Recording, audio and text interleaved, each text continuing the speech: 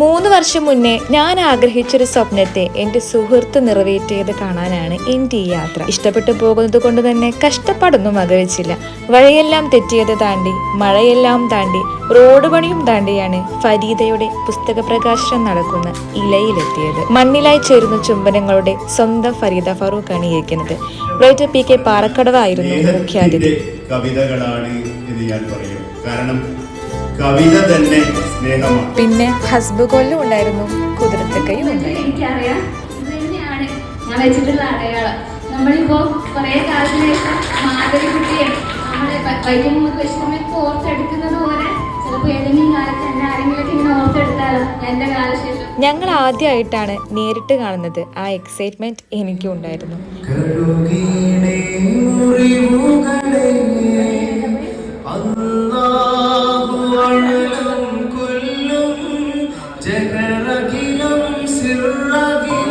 എത്തിപ്പെടാൻ ബുദ്ധിമുട്ടുന്ന പലയിടങ്ങളും മനോഹരമായ ഓർമ്മകൾ നൽകുമെന്ന് എനിക്കൊന്ന് മനസ്സിലായി.